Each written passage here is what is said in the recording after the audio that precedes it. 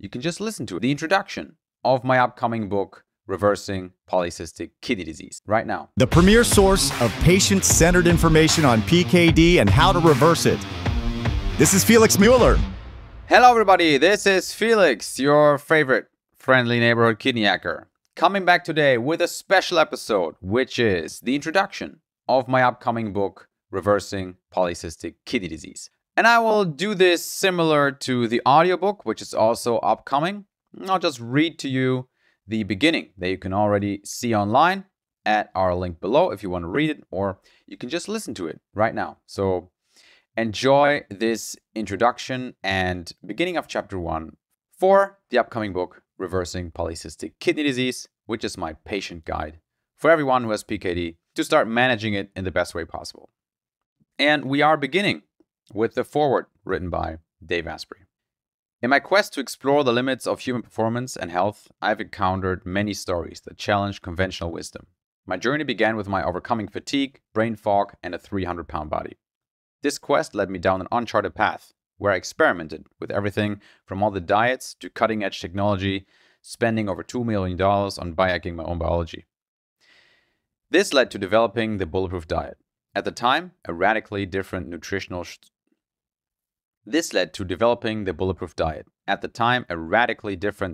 strategy to reach peak health, grounded in the belief that we can really take control of our own biology. The creation of the Bulletproof Diet was not just about shedding pounds or gaining a sharper mind. It was a deep dive into how we, as humans, can reach an optimal state of being. It was about understanding how every bite of food, every decision we make impacts our biology. Felix, that's me, has taken these principles and discovered how they can be applied to one of the world's most common inherited diseases, polycystic kidney disease, in ways that the field of medicine didn't know until now. I actually, being Dave Asprey, only have one kidney, so I'm very aware of how important it is to keep it healthy. The fact that Felix is able to deduce from existing research what nobody else was able to see shows his deep understanding of biology and his scientific mind. He puts this mind to use for millions of people affected by PKD, coming up with new actionable ways to mitigate this condition, which make this book a must-read for anyone with PKD or even other genetic conditions. Felix's story is a vivid illustration of how the principles of biohacking can be tailored to improve even genetic conditions which some people believe to be incurable. By harnessing a state of intermittent ketosis and fasting combined with highly nutritious foods, he has uncovered a profound truth. Our genetic destiny is not a script that is set in stone, but a narrative that we can rewrite with the right diet, lifestyle, and supplementation. But this book is not just about his personal victory. It's a blueprint for all patients with PKD and beyond. By adapting the principles of the Bulletproof Diet to manage PKD, Felix shows the substantial role diet plays in upgrading our health. Just as I learned through my experience and research, Felix demonstrates that the right dietary strategy can improve or, dare I say, even reverse a condition as daunting as PKD. He offers a pragmatic, science-backed approach to a complex genetic condition, underlining the power of personalized dietary strategies.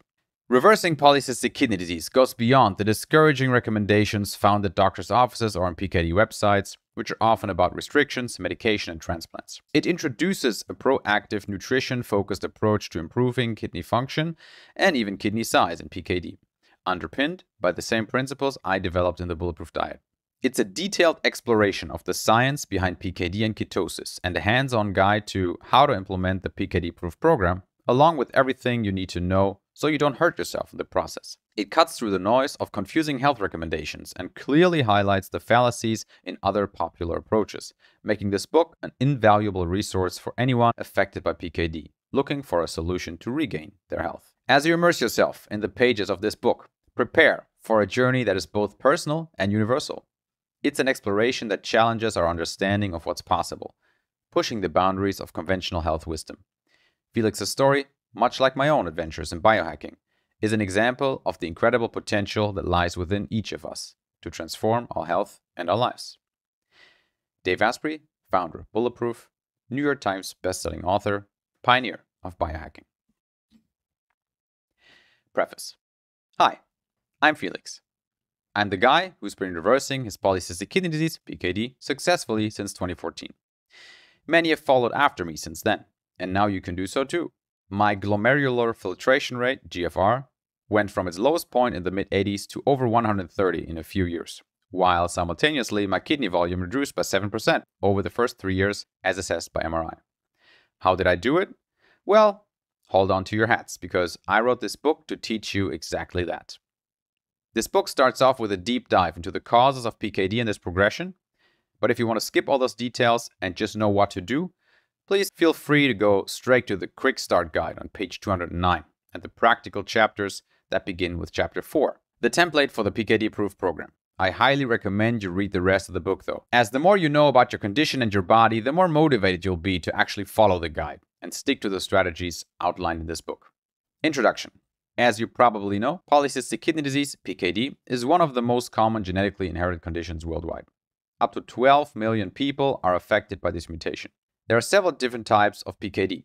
All of these mutations lead to multiple cysts in the kidneys, but cysts can also develop in the liver, spleen, pancreas, ovaries, and large bowel. Many people only get diagnosed later in life because no symptoms have been present up until that point. And many might get diagnosed by accident when getting imaging done for other reasons. The importance of diet for PKD.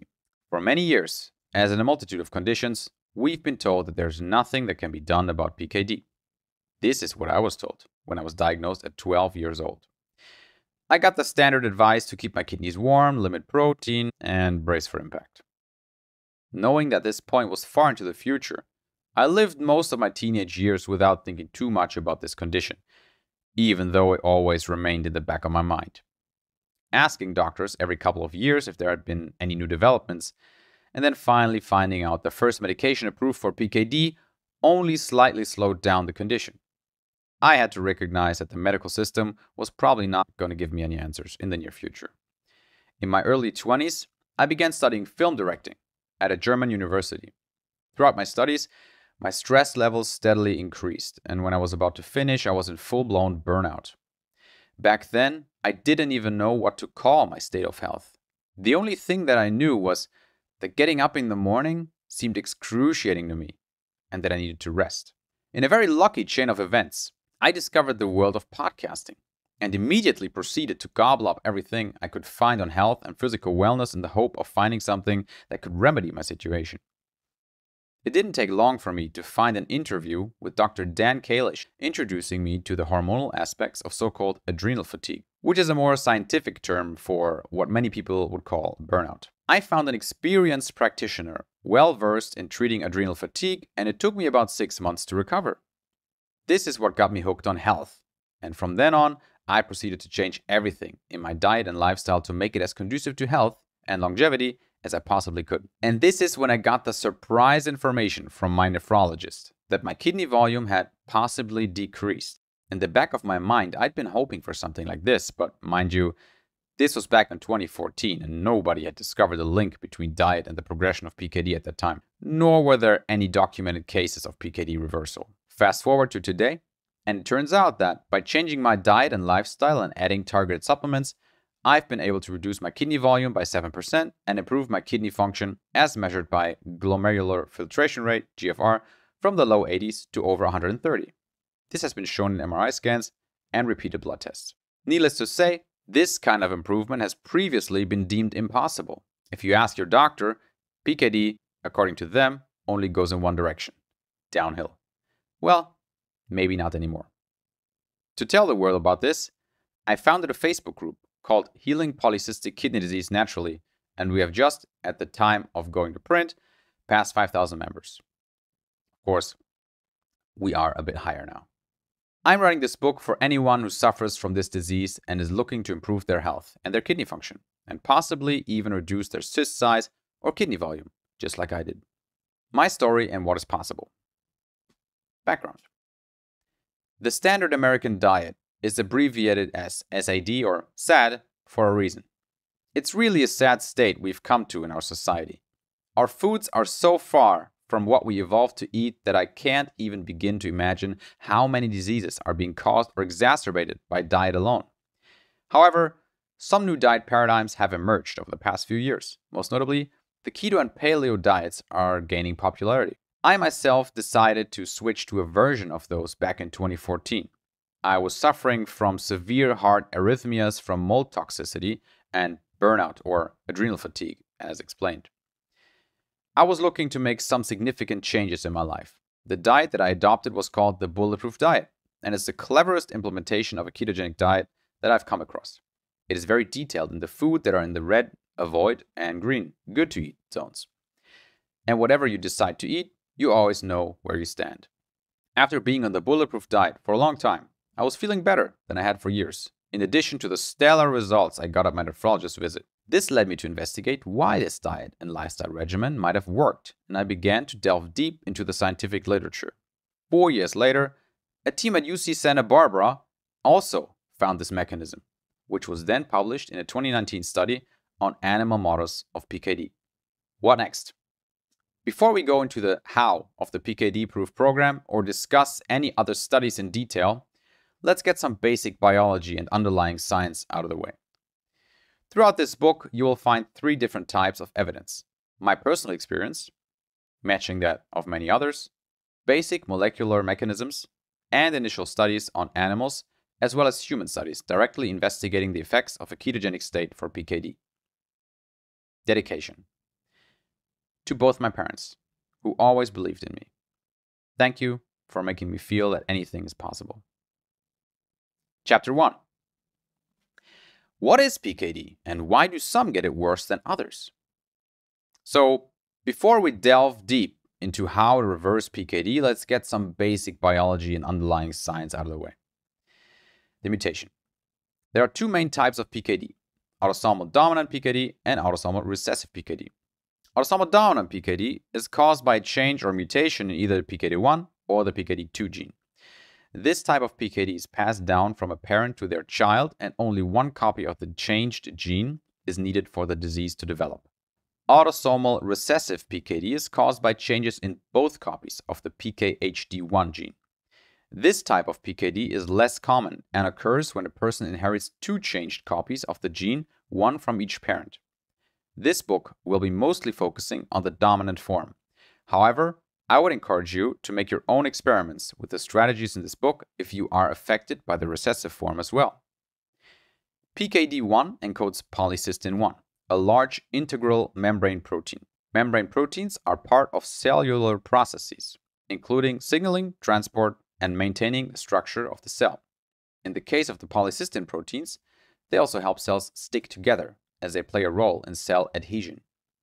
PKD2 encodes polycystin 2, PC2, which is a transient receptor potential calcium ion channel, meaning it helps to control calcium levels inside the cell.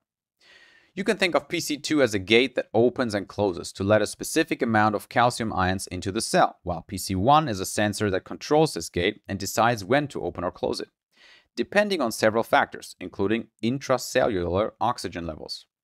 Cells need to have sufficient internal calcium levels to efficiently use oxygen for energy production, a process known as respiration. However, since the PKD mutations result in less calcium making it into the cells, it impairs their ability to use oxygen and produce energy. This leads to a continuous state of low cellular energy, which over time results in the effects I will now describe. Effects on the kidneys. Cells that have the PC1 and PC2 proteins in their membranes are found primarily in the kidneys, but also in other parts of the body, including the liver, pancreas, blood vessels, and heart.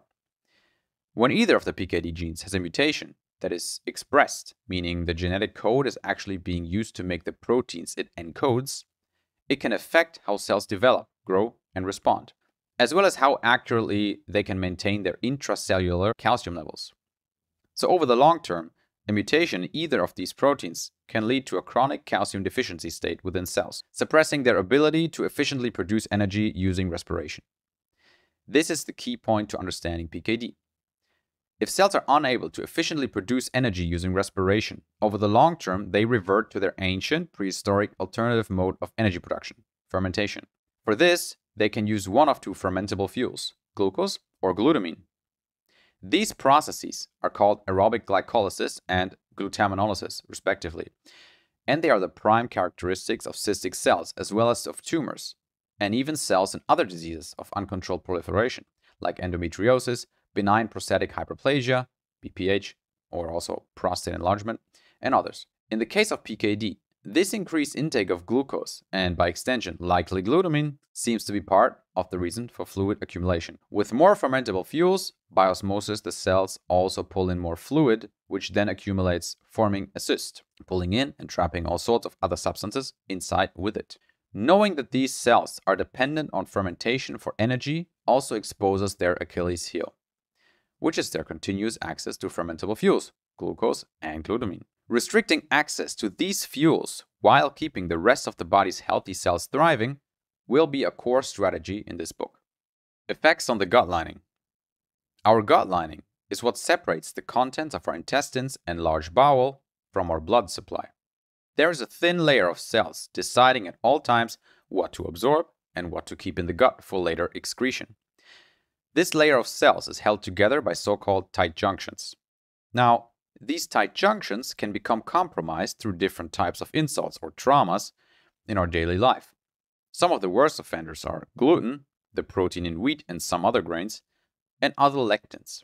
Spices such as black pepper and chili can also damage it, as well as alcohol, artificial sweeteners, trans fats, and so on. When the tight junctions don't close properly, this is called leaky gut. Now, with the PKD mutation affecting membrane proteins, the composition of the tight junctions is altered, so it stands to reason that PKD patients might be especially prone to acquiring leaky gut. Once this happens, toxins from the gut have an easy way to get into the bloodstream, and finally to the kidneys, where they then can cause injury, ultimately increasing cyst growth. This means that keeping the integrity of our gut lining optimal should be one of the top priorities for any PKD patient. Effects on blood vessels. The fact that membrane proteins are altered in PKD patients also gives patients a higher propensity for all kinds of issues related to elasticity of our body tissues, as the mutation gives our tissues increased elasticity. This can result in cysts in the kidneys or liver, where there is ample fluid secretion, but it may also be expressed in other areas of the body, leading to the following issues, among others: aneurysms, weakened blood vessels, usually arteries, that bulge and can burst, leading to serious bleeding; heart valve prolapse, a condition where one or more heart valves don't close properly; arterial dissection, a tear in the inner lining of an artery; aortic root dilatation, a condition where the main blood vessel, aorta, from the heart becomes enlarged. There is reason to believe that the measures proposed in this book could have a positive impact not only on cyst growth, but also on these other problems, as we are addressing the pathology resulting from the mutation at its root. This concludes the excerpt that we have already published, that you can also find if you want to read it yourself, and it's free to read online in the link in the description, and it's also available at many of the places that we sell the book. If this has piqued your interest, then you will find the pre-order link at the bottom in the description, and you will also be able, if you pre-order the book, to send the receipt over to bonus@reversingpkd.com, and I will reply with our infographic, which is the one that was mentioned at the beginning of the excerpt that I just read. And it will give you a nice overview of everything that you need to do on a daily basis to start in reversing PKD. And it's a good companion to the Bulletproof Diet roadmap, which lists all the foods that are allowed and not allowed on the Bulletproof Diet, which is part of the PKD Proof program. If you enjoyed this preview, then you will also like the full audiobook, which will be announced very shortly on my website, and you'll be able to pre-order that one as well. At the latest, when the book is out, the audiobook will also be out.